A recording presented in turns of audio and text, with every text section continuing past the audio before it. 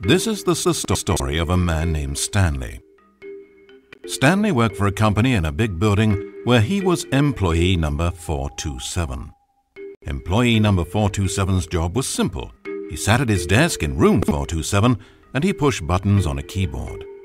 Orders came to him through a monitor next to his desk, telling him what buttons to push, how long to push them, and in what order.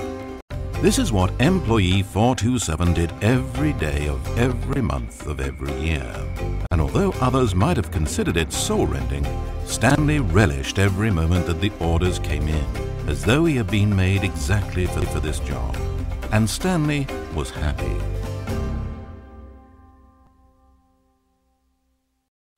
And then one day something very peculiar happened.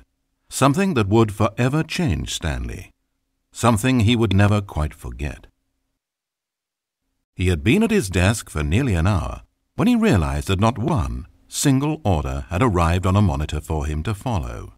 No one had showed up to give him instructions, call a meeting, or even say hi.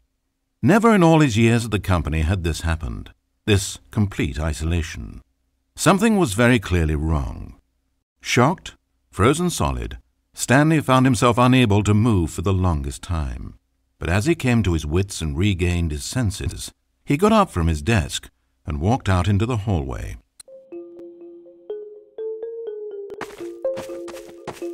Stanley decided to go to the staff lounge to check on his co-workers.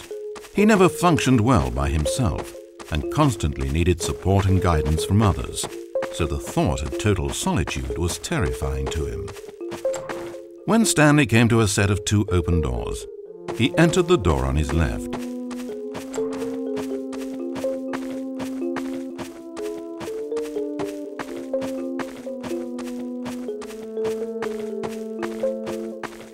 As Stanley entered the lounge, he was horrified to find not a single person here. He decided he would walk up to see his boss, hoping that he would find an answer there.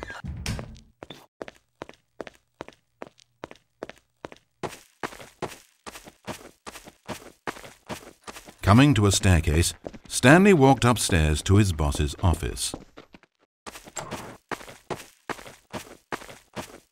Entering his manager's office, Stanley was once again stunned to discover not an indication of any human life.